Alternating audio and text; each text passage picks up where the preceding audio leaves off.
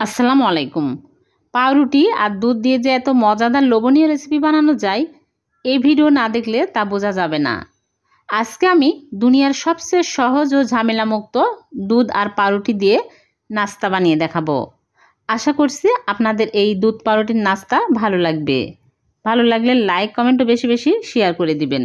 প্রথমে চুলে একটা প্যান বসিয়ে দিয়েছি আর দিয়ে দিচ্ছি লিকুইড দুধ। এখানে আমি 2 কাপ লিকুইড দুধ দিয়ে দিচ্ছি। আর এর মধ্যে দিয়ে দিচ্ছি গুঁড়া দুধ। এখানে আমি 1/4 কাপ গুঁড়া দুধ নিয়েছি। গুঁড়া দুধ দিলে ঘন হবে, মালাইটা খেতেও আরও টেস্টি হবে। গুঁড়া দুধ যদি হাতের কাছে না থাকে তাহলে আপনারা লিকুইড দুধ বেশি করে নিয়ে ঘন করে নিতে পারবেন। আর দিয়ে দিচ্ছি চিনি 1/4 কাপ। চিনির পরিবর্তে আপনারা চাইলে এখানে কনডেন্স মিল্কও দিতে পারবেন। যে যেরকম মিষ্টি খান সে অনুপাতে দিয়ে নেবেন। আর দিয়ে দিচ্ছি এলাচের গুঁড়া সামান্য পরিমাণে, সুন্দর একটা ফ্লেভারের জন্য।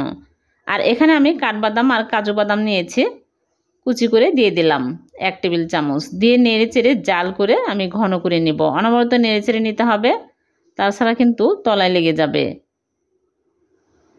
অনেকটাই ঘন হয়ে আসছে। এখন আমি চুলা থেকে নামিয়ে নিচ্ছি। নামিয়ে এক সাইডে রেখে দিলাম। আর এইদিকে আমি 4 পিস পাউরুটি নিয়েছি। এখন সাইডে যে ব্রাউন কালার অংশগুলো এগুলো কেটে বাদ দিয়ে দিচ্ছি। এগুলো থাকলে খেতে ভালো লাগবে না, দেখতেও ভালো লাগবে না। এখন আমি এইরকম করে কেটে নিচ্ছি। আপনারা চাইলে যে কোনো রকমেরই শেপের কেটে নিতে পারেন।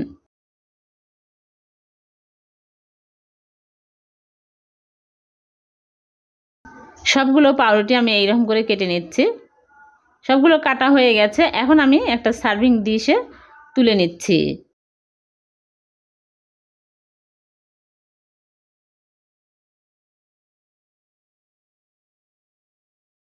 সবগুলো তুলে নিয়েছি। এখন আমি যে মালাই বানিয়ে রেখেছি ওই মালাই উপর দিয়ে দিয়ে দিচ্ছি।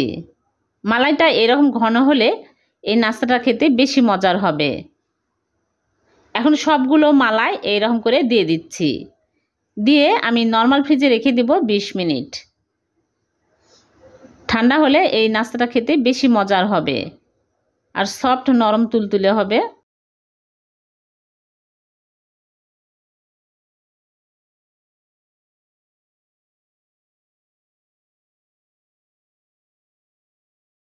এখন আমি নর্মাল ফ্রিজ থেকে বের করে নিয়ে আসলাম।